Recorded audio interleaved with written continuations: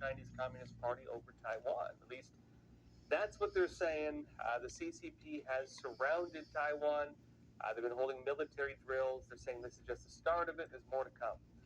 Now, briefly on this, let me explain what's going on right now. There is a very real possibility the Chinese Communist Party could try to take Taiwan, including by force. I know they've been saying it for a long time, but the recent presidential inaugurations in Taiwan, which I covered, by the way, but I seen a special feature on it, the recent inaugurations also represented a declaration of Taiwanese independence. That has been a red line drawn in the sand by the Chinese Communist Party. The U.S. government has not recognized Taiwanese independence either under Trump or Biden or anybody else, going back to the Carter administration. Congress, though, has stood by Taiwan, and given the current situation of, frankly, global conflicts accelerating, there's a very real possibility right now the Chinese Communist Party could use the current environment to try something. Now, look, there was a shocking statement issued a couple days ago. It was from the CCP Defense Minister Dong Jun. And he's now saying the Chinese Communist Party will, quote, forcefully stop Taiwanese independence. Again, in the current administration, the new government in Taiwan, they're about Taiwanese independence. Al Jazeera had it. They say that Chinese Defense Minister Dong Jun has said the country's military was ready to forcefully stop Taiwan's independence in a fiery speech at a Singapore Security Forum, speaking at the Shangri-La Dialogue Conference in Singapore on Sunday.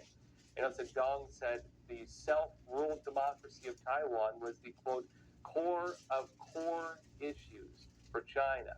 In other words, for the Chinese Communist Party, this is the number one thing. Of all the things they want to achieve right now, this is number one. Briefly on that as well, Xi Jinping recently had a major meeting where he announced all the new policies of the Chinese Communist Party. Xi Jinping right now is reforming a lot of the politics in China because he's walking the footsteps now of becoming chairman, like almost in the footsteps of Mao Zedong. The CCP before this, even though they're still a communist country, they still had some divisions of power. A lot of those represented more like, factions and so on within the party, similar to political parties elsewhere, but they're all one party. It's all the Chinese Communist Party. And within these factions, there's basically different control of businesses and money and things like that. And so factional issues for them tie into financial, incentives and, power incentives and that kind of thing. And because they're always at each other's throats, they're always fighting and struggling with each other, part of the ideology of the party, being able to control who has the guns, like for example, plainclothes police, for them, that's a big power issue as well. Xi Jinping recently consolidated a lot of this. So Xi now is in control of basically all of that. And he's rolling out his new policies within a control system over this. He's trying to revive what seems to be like Mao-era communist policies. They're even creating militias within some of the big businesses. This is the kind of stuff you saw under Mao Zedong, things that have not happened for a long time. Given that situation, Xi Jinping needs to demonstrate the power of his party. And a lot of people believe that Taiwan is going to be the way they demonstrate it. Anytime you have a leader come in, the first thing they want to do is crack down on a certain group, launch a persecution, or do some kind of military venture. A lot of them are saying that Taiwan could be the military venture of Xi Jinping now that he's taken this additional step of consolidating power. Briefly on the story as well, they're saying that Taiwan now is the core of core issues for the Chinese Communist Party. He claimed as well the defense minister the governing Democratic Progressive Party, the DPP, the current party in power in Taiwan, was incrementally pursuing separatism and bent on erasing Chinese identity. On that note, look, Taiwan is already self-governing, right? They have their own government. They have their own military. If they were part of China, part of the Chinese Communist Party, why would the Chinese Communist Party need to conquer them? Well, the simple reason for that is because they're a different country. The policy, though, they've had going back into history was that Taiwan used to believed it was the official government of all of China, and the CCP used to argue it was the official government of all of China. Taiwan is a remnant, the current government, of the civil war that took place between the Kuomintang and the Chinese Communist Party. And unfortunately, after World War II, when the United States, occupied actually Western China, the United States tried preventing a civil war from happening, and by doing that, unfortunately prevented the Kuomintang from destroying the Chinese Communist Party. The CCP consolidated its power, and because the Kuomintang had lost most of its fighting force during World War II, the CCP was able to regroup and launch a counterattack after the U.S. pulled out, which resulted in a Chinese Communist Party takeover of all of China. The Kuomintang was pushed into the islands of Formosa, now known as Taiwan, and it was there that they built what is current-day Taiwan, a country with its own government, its own military, actually one of the top economies in the world. And because of that, they've been a thorn in the side of the Chinese Communist Party. In Taiwan, a lot of the current people they've gotten rid of the policy where they believe that they're the official government of China, and they want to basically push the CCP out of all of China. They've gone the other way where it's true. A lot of them don't see themselves as Chinese anymore. They regard themselves as Taiwanese. And even sometimes local identities like Kinmen Island, they would call themselves Kinmenese. Given that situation, the CCP is, still claiming its end of that whole thing and still believes that it should own Taiwan as well.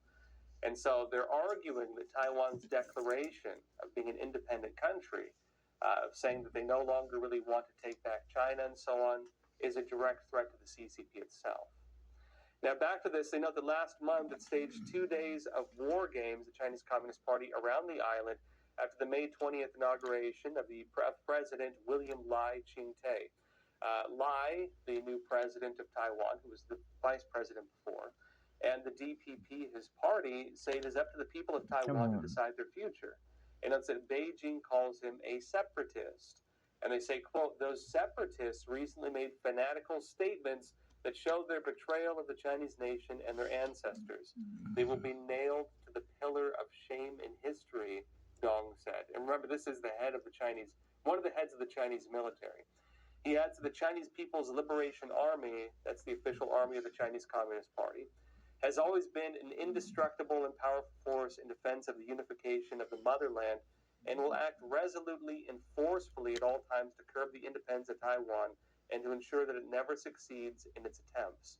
And he added, whoever dares to split Taiwan from China will be crushed to pieces and suffer his own destruction.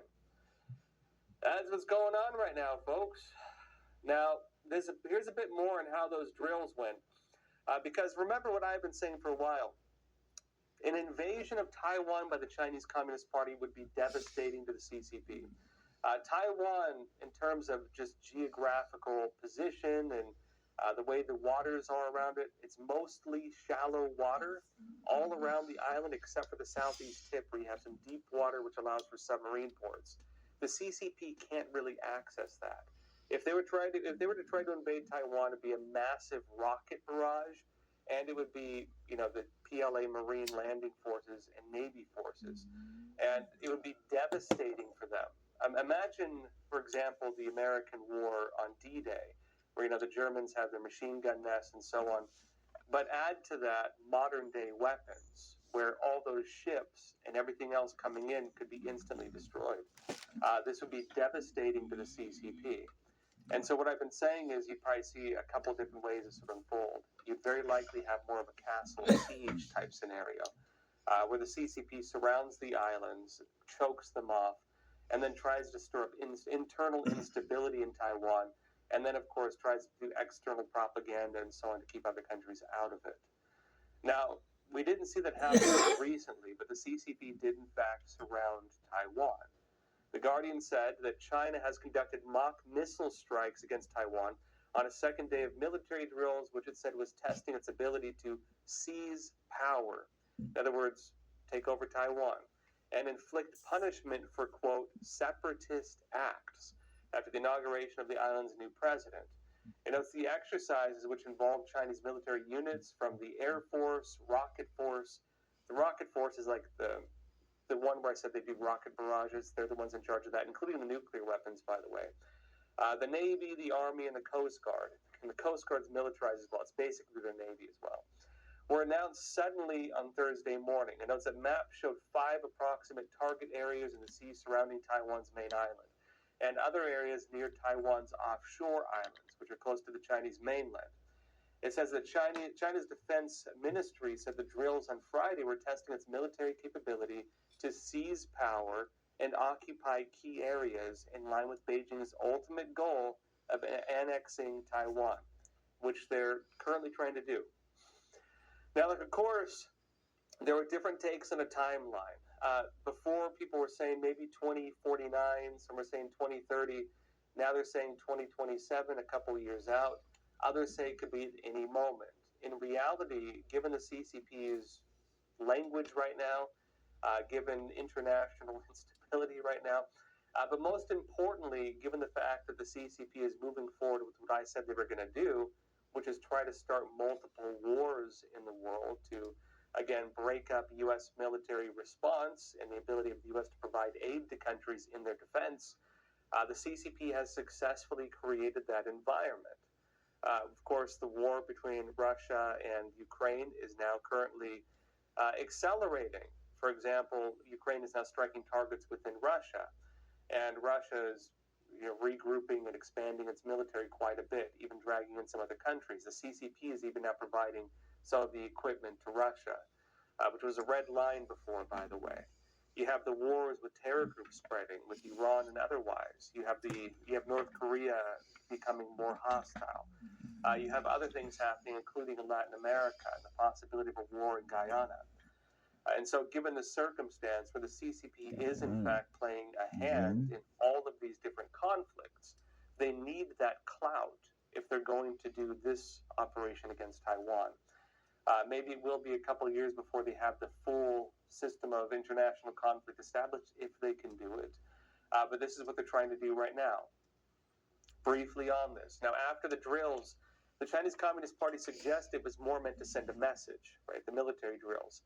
But it also suggested it would take further action against Taiwan if Taiwan continues pushing for independence. And I'll tell you right now, they're going to keep pushing for independence because that's the main policy of the new party. Reuters noted that the joint drills by the People's Liberation Army were a measure to contain aggressive Taiwanese independence and separatist activities and a warning against foreign interference. That means us, folks. And it's the CCP Defense Ministry spokesperson Wu Qiang said in Beijing, quote, "We have reached our expected goals." And he said, "We are confident that despite turbulence and changes in outside situation, we will deal with everything with ease." And he vowed stronger countermeasures by the military in China against any further moves by, quote, separatist forces. By that he's referring to the Taiwanese government, the official government of Taiwan. Now, look, of course, remember, Taiwan is not going to back off the idea of independence. That's one of the main things they just voted on, in fact. One of the main narratives of the political party currently in power in Taiwan was independence. I'll be talking about this more after a quick break.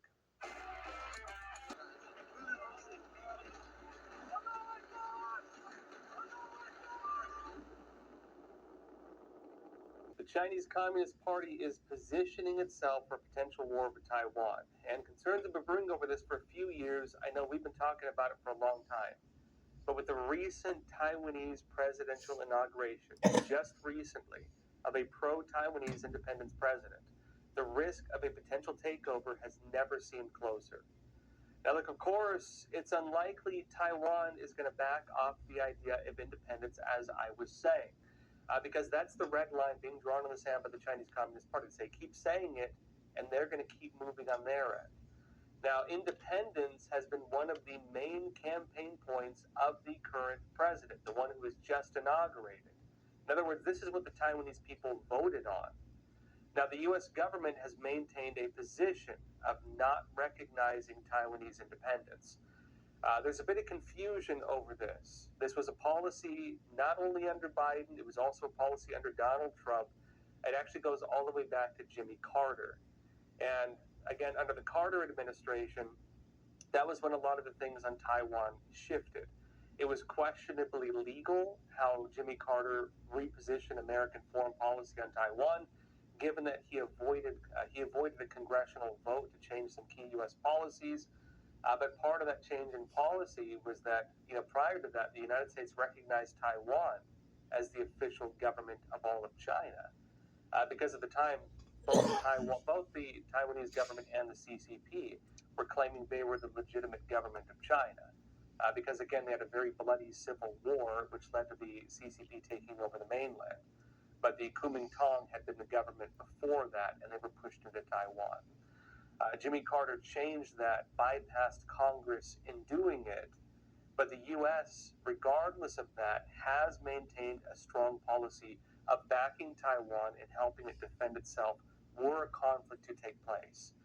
And members of Congress actually recently went to Taiwan as a demonstration of that support. So that support's still in place. Axios noted a U.S. congressional delegation met with Taiwan's new president on Monday and promised weapons the self-governing island ordered in the face of threats from China. It said they were on their way. It says the visit, led by House Foreign Affairs Committee Chair Michael McCall, from Texas, Republican, comes days after the Chinese military held drills around the democratically run island that it claims is its territory in protest of the inauguration of Taiwanese President Lai Ching-te. And as other members of the bipartisan delegation to Taiwan included Representatives Jimmy Panetta, a Democrat from California, Young Kim, Republican from California, Joe Wilson, Chrissy Howland, and Representative Andy Barr. I actually have a good mix of Republicans and Democrats in there. Now, again, remember, support for Taiwan, and frankly, even now, relative opposition to the Chinese Communist Party. This is mostly a bipartisan issue. This is, in my opinion, one of the few issues that Republicans and Democrats tend to generally agree on. You find that a lot of the votes on these things tend to get majority votes from both sides. And so Taiwan, U.S. support for Taiwan, and U.S. opposition to the CCP, these have actually become pretty core issues within the U.S. government itself. And that's important because sometimes countries, when you have foreign policy, they just wait it out. They're like, okay, it'll change in 4 years, maybe 2 years when they have the midterm elections. A lot of countries understand that the U.S. political system, because, tyrannical countries that don't have elections and so on, like the CCP, they know that the U.S. policies will change every couple of years if there's a division between Republicans and Democrats. And so they'll just wait things out, usually. They won't make noise. They'll wait till they have a favorable environment. Then they'll do what they want to do. And so they calculate things based on the American electoral process.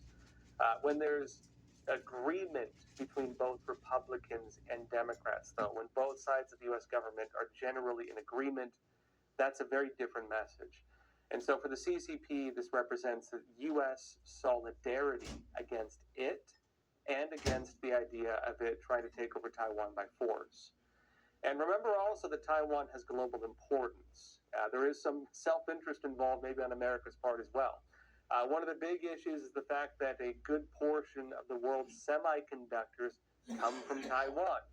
And if the CCP were to invade Taiwan, this would actually have really serious consequences for global manufacturing, high-tech, anything, basically.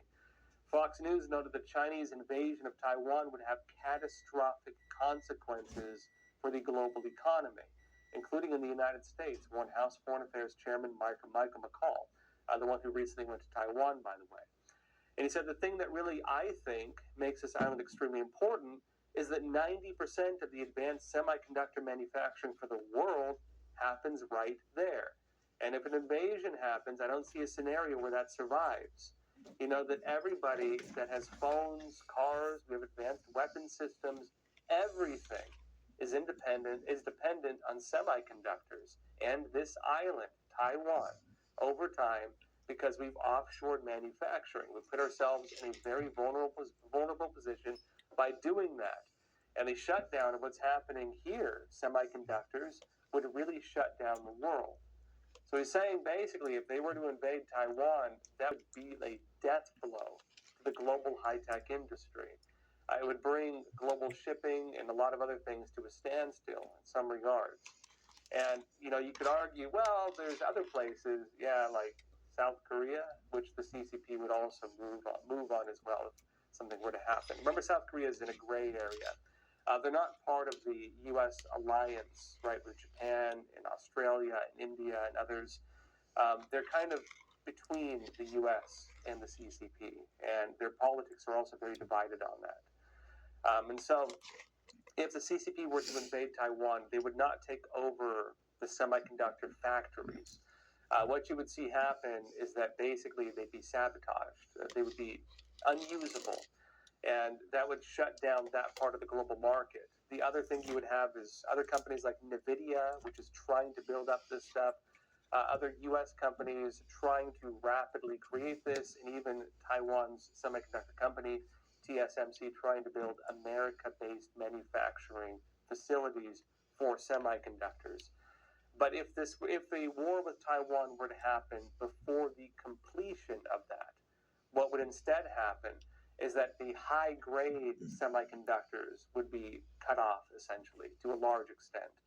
And you would then have the lower-grade ones, which the CCP can compete on because they're able to manufacture lower-grade semiconductors. You would have those then gain a larger market share globally. And so for the CCP right now, this very thin window of time is very useful, adding, again, more danger to what's currently happening, especially, again, as global conflict spreads. Now, briefly on this as well, the CCP has already started retaliating in some of its own ways, not just militarily, but with other things. They have sanctions, for example, and they're even sanctioning American citizens and American leaders. China, the Chinese Communist Party, has banned former Representative Mike Gallagher, who used to chair the House Select Committee on the CCP. He can no longer enter China, and there's other measures against him for allegedly interfering in China's internal affairs. That's a fancy way of saying you criticized the CCP, or again, you were part of U.S. sanctions against the CCP. Well, everyone, that's all for tonight. Thank you for joining us, and as always, please take care of yourselves, stay informed, and stay free.